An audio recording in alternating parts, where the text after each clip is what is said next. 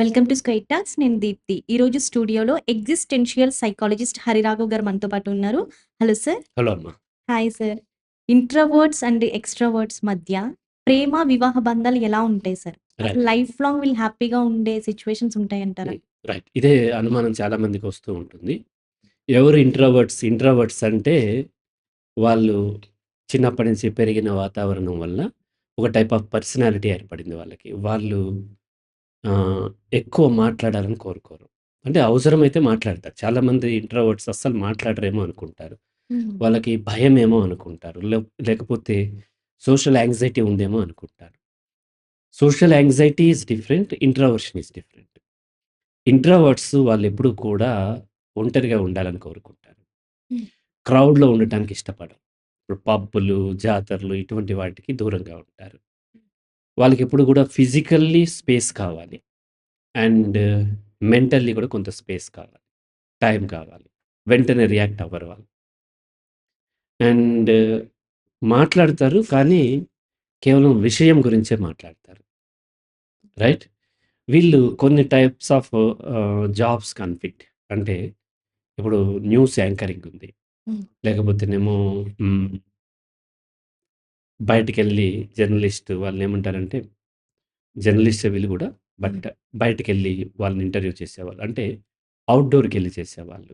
హ్మ్. అలాగొచ్చేసి రిసెప్షన్, అలాగొచ్చేసి సేల్స్‌మెన్‌గా హ్మ్. ఇటువంటి అంటే పబ్లిక్ రిలేషన్ ఆఫీసర్‌గా హ్మ్. ఇటువంటి వాటికి ఇంట్రోవర్ట్ కష్టమవుతూ ఉంటుంది. హ్మ్. వాళ్ళు వీలైనంత వరకు మాట్లాడొద్దని కోరుకుంటారు. ఒక ట్రైన్‌లో వెళ్తున్నారనుకోండి, పక్కన వాళ్ళు మాట్లాడితేనే వీళ్ళు మాట్లాడతారు. హ్మ్. వీళ్ళు మాత్రం పలకరించరు. వీళ్ళకేదన్నా కావాలంటే ఒకటి ఎక్కడికైనా వెళ్తున్నారు. ఒక సిటీకి వెళ్లారు. వెళ్ళిన తర్వాత వాళ్ళకి అడ్రెస్ కావాలి. వీళ్ళు అడగరు. చాలా సేపు ట్రై చేసి సొంతంగా తెలుసుకునే ప్రయత్నం చేస్తారు తప్ప, వాళ్ళు అడ్రెస్ అడగరనమాట. ఇక హ్మ్. తప్పనిసరి పరిస్థితుల్లో అయితేనే అడుగుతారు. స్టేషన్‌కి వెళ్ళి ఈ ట్రైన్ ఎప్పుడొస్తుంది అని అడగాలంటే అడగకుండా ఎక్కడైనా రాసుంటదా ఏంటి? ఇంకా ఎవరన్నా మాట్లాడుకుంటుంటే కూడా విని వాళ్ళు తెలుసుకునే ప్రయత్నం. అంటే వీళ్ళు మాట్లాడకుండానే ఇన్ఫర్మేషన్‌ని గ్యాదర్ చేసే ప్రయత్నం చేస్తూ ఉంటారు. హ్మ్. రైట్? ఇది ఇంట్రోవర్ట్ యొక్క క్వాలిటీ. హ్మ్. ఇది ఇన్ఫీరియర్ కాదు. ఇదొక క్వాలిటీ. ఎక్స్‌ట్రోవర్ట్స్ ఏంటంటే వాళ్ళు మాట్లాడకుండా ఉండలేరు. వాళ్ళు మాట్లాడుతూనే ఉంటారు. వాళ్ళెప్పుడు వాళ్ళతోని ఎవరన్నా మాట్లాడాలి.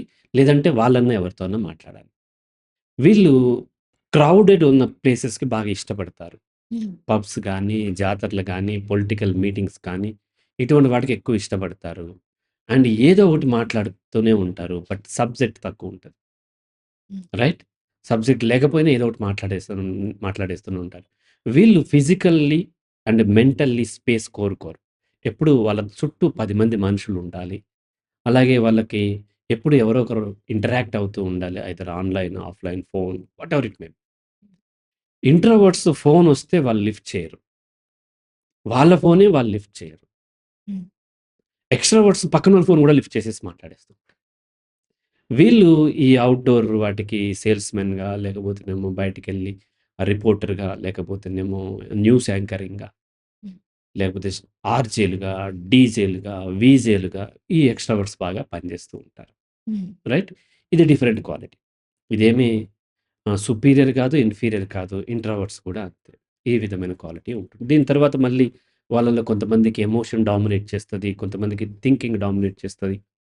ఇలా రకరకాలుంటాయి. అంత డీప్‌కి వెళ్ళట్లేదు. హ్మ్. కేవలం ఇంట్రోవర్ట్, ఎక్స్‌ట్రోవర్ట్. చాలామంది ఏంటంటే ఇప్పుడు సైకాలజిస్ట్ ఎక్స్‌ట్రోవర్ట్ ఉండాలని అనుకుంటున్నాను. చాలామంది మొదట్లో నేను సైకాలజిస్ట్‌గా ట్రావెల్ చేసేటప్పుడు, "నువ్వు సైకాలజిస్ట్‌కి ఏం పని చేస్తావు? నువ్వు ఇంట్రోవర్ట్ కదా!" ఈ మధ్య కొన్ని సంవత్సరాల క్రితం మా బ్రదర్ ఒక పాత టీచర్‌ని హిందీ టీచర్ ఉంది. ఆమెని కలిసారు ఈళ్ళందరూ. వాళ్ళ క్లాస్‌మేట్స్ అందరూ. అని అడుగుతూ, "హరి ఏం చేస్తున్నాడు?" అని అడిగాను. హరి ఒక సైకాలజిస్ట్ కౌన్సెలింగ్ ఇస్తాడండి. హరి ఏం సైకాలజిస్ట్ అసలు మాట్లాడనే మాట్లాడడు గదా! అంది. హ్మ్. అంటే వాళ్ళకేంటంటే సైకాలజిస్ట్ అంటే ఎప్పుడు వాగుతూ ఉండాలనుకుంటారు. అంటే వాళ్ళు motivation speakers, soft skills trainers, personality development trainers, life కోచ్‌లు ఇటువంటి వాళ్ళందరూ కూడా ఎక్స్‌ట్రావర్ట్స్ పనిజేస్తారు. ఎక్స్‌ట్రావర్షన్ అవసరం అక్కడ. ఇంట్రోవర్ట్‌కి అది పనిచేయదు. అయితే సైకాలజిస్ట్‌గా ఇంట్రోవర్ట్ మోర్ సక్సెస్ అవుతాడు. ఎందుకంటే సైకాలజిస్ట్ మాట్లాడేస్తూ ఉంటే ఎదుటి వాళ్ళకి ఆ ఫీల్ రాదు. సైకాలజిస్ట్ అబ్జర్వ్ చేయాలి. సైకాలజిస్ట్ వినాలి. ఎదుట క్లయింట్ కంప్లీట్‌లీ తను చెప్పేది వింటున్నప్పుడు వాళ్ళకి చాలా రిలాక్సేషన్ ఒస్తది. అండ్ ఎప్పుడైతే వాళ్ళు మాట్లాడి మనం వింటున్నామో వాళ్ళంతా మనకు అర్థమవుతూ ఉంటారు. నేనే మాట్లాడుతుంటే నేను వాళ్ళకి అర్థమవుతాను. నేను వాళ్ళకి అర్థమవ్వటం వల్ల యూజ్ లేదు. హ్మ్. అప్పుడు నేను వాళ్ళకి ఫీ పే చేయాలి తప్ప వేరే ఏముండదు. వాళ్ళు నాకు అర్థమైనట్లయితే వాళ్ళకి పరిష్కారం నేనిస్తూ ఉంటాను. ఇది ఇంట్రోవర్ట్ అండ్ ఎక్స్‌ట్రావర్ట్ యొక్క లక్షణాల్లో ఉన్న తేడా. హ్మ్. ఇదెందుకు ఏర్పడతది? ఏంటి? ఆ డిస్కషన్‌లోకి పోవట్లే. ఇలా ఉన్నప్పుడు రిలేషన్స్ ఎట్లా ఏర్పడతాయి హ్మ్. అనేది. సో, ఇంట్రోవర్ట్, ఎక్స్‌ట్రావర్ట్స్ మధ్య రిలేషన్స్ ఉన్నాయా? పెళ్లి చేసుకున్న భార్యాభర్తలు అంటే అనేక మందున్నారు. చాలా చక్కగా కాపురాలు చేసుకుంటున్నారు. చాలా హ్యాపీగా ఉంటున్నారు. సెలబ్రిటీస్ ఉన్నారు చాలామంది. హ్మ్. వాళ్ళ పేర్లు మెన్షన్ చేయలేను గానీ, ఆ హస్బెండ్ డీప్ ఇంట్రోవర్ట్ ఉండి, వైఫ్ ఎక్స్‌ట్రీమ్‌లీ ఎక్స్‌ట్రావర్ట్. హ్మ్. ఆమె ఎప్పుడు వాగుతూనే ఉంటది. ఇతనెప్పుడు కామ్‌గా వింటూనే ఉంటాడు.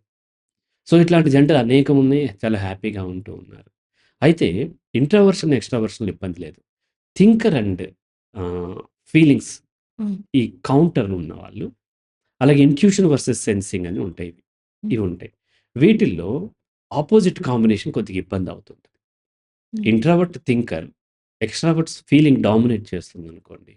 దాన్నేమవుద్దంటే ఇంట్రావర్ట్ థింక్ చేస్తూ ఉంటాడు. ఆమేమో వాగేస్తూ ఉంటది. ఇతను ఇట్లాగా చూస్తూ ఉంటాడు, థింక్ చేస్తూ ఆమె ఎమోషన్ అయిపోతుంది. ఇంకా చేస్తుంటాడు. ఇతను రియాక్ట్ అవ్వట్లేదు. వెంటనే ఏమవుతది? ఆమెకు కోపం పెరుగుతది. ఇంట్రోవర్ట్స్ ఇద్దరు థింకర్స్ ఉన్నారు. Introvert and extrovert thinkers problem లేదు. ఇంట్రోవర్ట్, ఎక్స్‌ట్రావర్ట్ ఇద్దరు ఫీలింగ్స్ డామినేట్ చేస్తే అయినా ప్రాబ్లమ్ లేదు. ఓకే. ఒకరు థింకర్ ఉండి పర్టిక్యులర్ ఇంట్రోవర్ట్ థింకర్ ఉండి, ఎక్స్‌ట్రావర్ట్ కనుక ఫీలింగ్స్ డామినేట్ చేస్తున్నట్లయితే, ఆ female or male who extrovert lot of insecure feel అయ్యే అవకాశం ఉంది. అప్పుడు వాళ్ళ మధ్య కాన్‌ఫ్లిక్ట్స్ వచ్చే అవకాశాలు ఎక్కువుంటాయి. హ్మ్. ఒక కేస్‌లో అతను కంప్లీట్‌లీ ఇంట్రోవర్ట్. అతను చదువుకొని ఆస్ట్రేలియా వెళ్ళి ఒక సాఫ్ట్‌వేర్ కంపెనీకి పెద్ద పొజిషన్‌లో ఉన్నాడు. హ్మ్. ఆహ్, అతను మామూలుగా ఈ బీటెక్ చేసిన తర్వాత తను చిన్న జాబ్ ఏదో అంటే ఈ జాబ్స్‌లో గూడా 3 లెవెల్స్ ఉంటాయి. హ్మ్. ఫస్ట్ లెవెల్‌ని ఏమంటామంటే లో లెవెల్ మేనేజ్మెంట్ అంటాం. అంటే టీమ్ లీడర్, టీమ్ మెంబర్ ఈ టైప్. ఆ తర్వాత మిడిల్ లెవెల్ మేనేజ్మెంట్ అంటాం. ఆ తర్వాత టాప్ లెవెల్‌ని స్ట్రాటజిక్ మేనేజ్మెంట్ అని పిలుస్తూ ఉంటాం. ఈ ఇంట్రోవర్ట్స్ లో లెవెల్ మేనేజ్మెంట్‌లో సరిగ్గా పెర్ఫార్మ్ చేయలేరు. హ్మ్. ఎక్స్‌ట్రావర్ట్స్ ఇక్కడ డామినేట్ చేస్తుంటారు. ఎందుకంటే ఆ టీమ్‌తో మింగిల్ అయ్యి కామెడీ చేస్తూ, జోక్స్ చేస్తూ చేస్తే వాళ్ళు పని చేస్తారు. అలా గాకుండా సీరియస్‌గా ఉంటే ఎవరు పని చేయరు. కాబట్టి ఇక్కడ ఎక్స్‌ట్రావర్ట్స్ డామినేట్ చేస్తూ ఉంటారు. ఆ తర్వాత మిడిల్ లెవెల్ మేనేజ్మెంట్‌లో ఇద్దరు ఈక్వల్‌గా చేస్తూ ఉంటారు. స్ట్రాటజిక్ లెవెల్ వచ్చేసరికి ఎక్స్‌ట్రావర్ట్ అస్సలు పని చేయడు. ఇంట్రోవర్ట్ మాత్రమే బాగా పని చేయగలుగుతాడు. హ్మ్. ఎందుకంటే అతను చాలా రిజర్వ్డ్‌గా ఉండాలి. ఒక కంప్లీట్‌లీ జోక్స్ ఏస్తున్న ఒక సీఈఓని ఊహించుకోండి. సినిమాలో గాని ఎక్కడైనా సీరియస్‌గా ఉంటుంటారు. హ్మ్.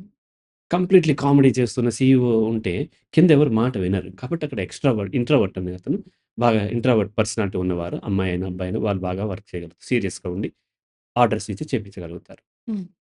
ఇతను బీటెక్ అయిపోగానే ఒక ఇంజినీరింగ్ అదే మన సాఫ్ట్‌వేర్ కంపెనీ జాబ్ వచ్చింది. యాంక్సైటీతోని ఏమాత్రం తను సర్వైవ్ కాలేక కౌన్సెలింగ్‌కొచ్చారు. హ్మ్. ఆ తర్వాత కౌన్సెలింగ్ ఇచ్చిన తర్వాత ఈ స్ట్రాటజీస్ చెప్పిన తర్వాత అతను ఏం చేసిందంటే కొంతకాలం కష్టపడి అక్కడి నుంచి ఐఎస్‌బిలో తను కోర్స్ చేసి అక్కడి నుంచి ఒక టాప్ పొజిషన్‌కెళ్ళిపోయాడు. అతను ఇంకొక అమ్మాయిని చేసుకున్నాడు. ఆ అమ్మాయి ఎక్స్‌ట్రీమ్‌లీ హ్మ్. ఎక్స్‌ట్రావర్టే కాకుండా ఫీలింగ్స్ కూడా డామినేట్ చేస్తాయి. హ్మ్. ఇద్దరు ఆస్ట్రేలియాలో కాపురం పెట్టుకున్నారు. ఒక పిల్లోడు పుట్టాడు. 1 ½ ఇయర్‌కి ఎప్పుడో మళ్ళీ ఇండియా వచ్చింది. సో, ఆమె చాలా సఫర్ అవుతుంది ఇతనితోని. ఆయనేం చేశాడంటే నన్ను రిఫర్ చేసి నా దగ్గర పంపించాడు అమ్మాయిని. హ్మ్. పంపించినప్పుడు ఈళ్ళిలో ఇంట్రోవర్ట్ ఇవన్నీ ఆమె పర్సనాలిటీని అంచనా వేసి ఆమెకి ఇయన్నీ వివరిస్తున్నప్పుడు ఆమె చెప్పిన ఒక సంఘటన అతను ఎక్స్‌ట్రీమ్‌లీ ఇంట్రోవర్ట్. హ్మ్. అండ్ బిజినెస్ గురించి ఆలోచించే అతను. ఈమె జోవియల్‌గా ఉంటుంది. ఎక్స్‌ట్రావర్ట్ లైఫ్ గురించి. తన చిన్న జీవితం ఉంటే చాలు. తన బిడ్డ, తన హస్బెండ్. ఇక లాస్ట్‌కి తను పోరగా ఒక రోజున ఈరోజు సండే మనం ఈవినింగ్ మాట్లాడుకుందాము అని చెప్పాడు. హ్మ్. ఈమె చాలా ఖుషి అయిపోయింది. సండే ఎప్పుడొస్తదా అని ఎదురు చూసింది. సండే వచ్చింది. బాల్కనీలో ఇట్లాగే ఒక టేబుల్ ఉంది. కూర్చున్నారు. వాళ్ళ హస్బెండ్ తనతో మాట్లాడుతున్నాడు. సో, కాఫీ తీసుకొచ్చి ఇచ్చింది ఇద్దరికి. ఇచ్చిన తర్వాత అతను మాట్లాడదాం. 'బుర్క్ బాండ్' కంపెనీ ఎలా స్టార్ట్ అయిందో మాట్లాడదామా అన్నాడు.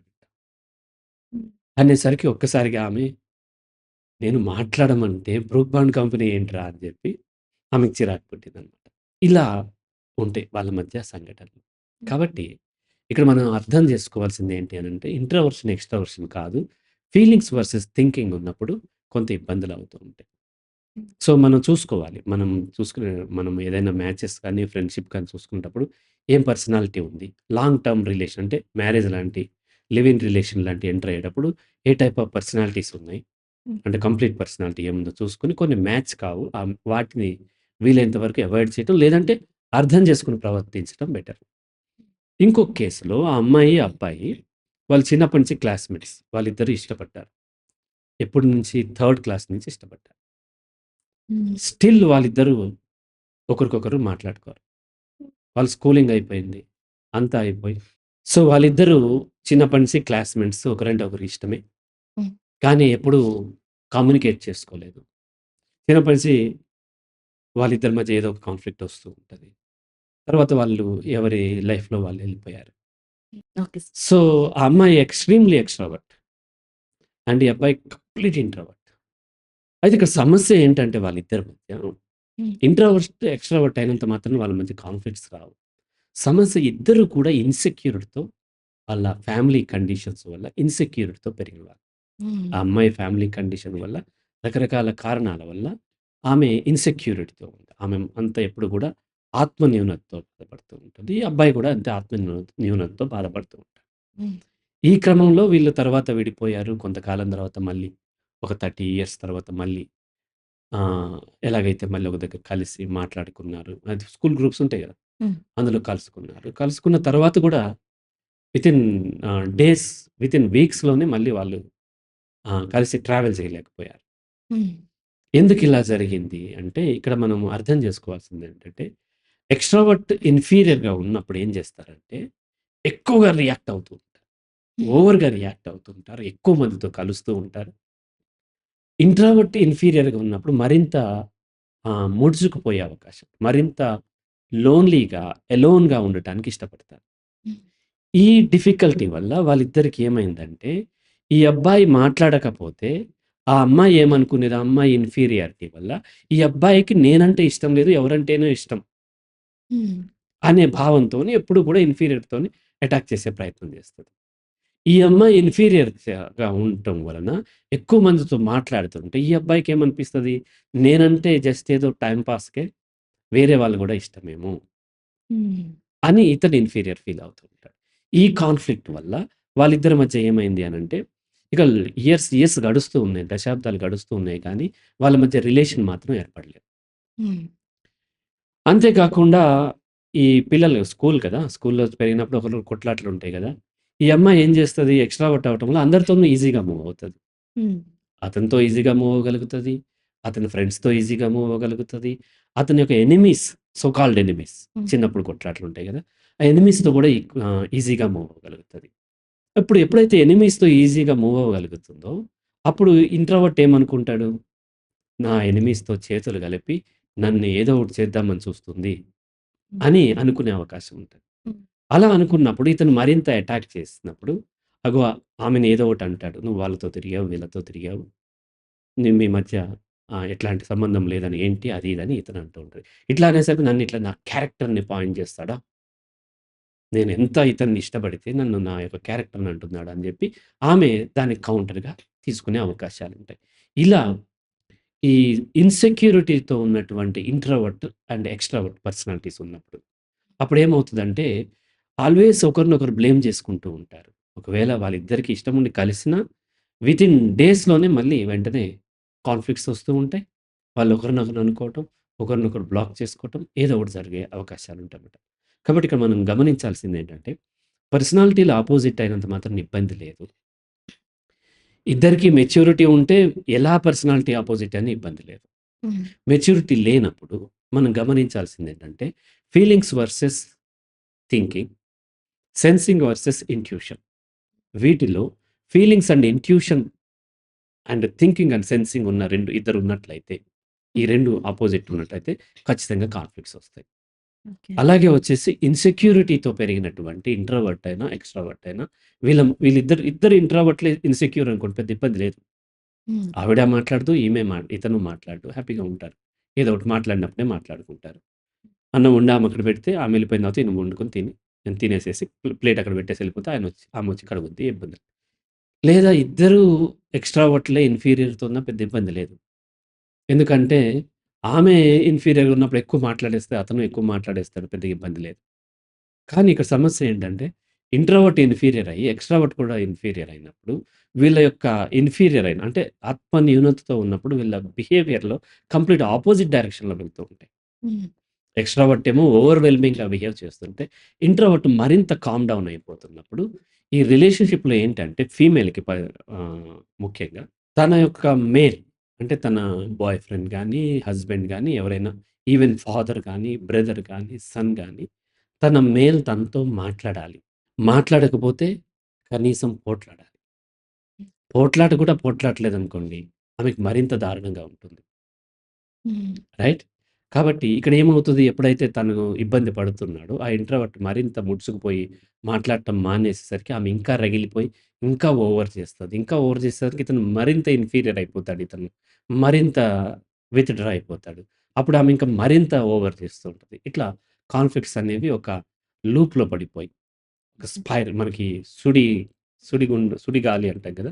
అది ఏర్పడినప్పుడు తన చుట్టూ తను తిరుగుతూ ఎట్లా పెరిగిపోతుందో, అలా వీళ్ళ మధ్య కాన్‌ఫ్లిక్ట్స్ పెరిగిపోయే అవకాశం ఉంది కాబట్టి, ఇటువంటి మ్యాచెస్ ఉన్నప్పుడు మనము 1, 2 సార్లు ఆలోచించి నిర్ణయం తీసుకోవాల్సుంటది.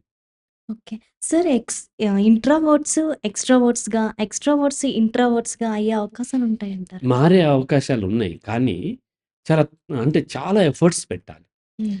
ఈ రెండిటి మధ్య యాంబివర్ట్ అని ఉంటారు. అంటే కొంచెం అటు, కొంచెం ఇటుగా ఉంటారు. వాళ్ళు కొద్దిగా ఒక 10, 15% అటు ఇటు మారొచ్చు. ఇప్పుడు ఎక్స్‌ట్రీమ్ లెవెల్ ఇంట్రోవర్ట్‌ని ఎక్స్‌ట్రావర్ట్‌గా మార్చాలి అంటే చాలా ఎఫర్ట్స్ పెట్టాలి.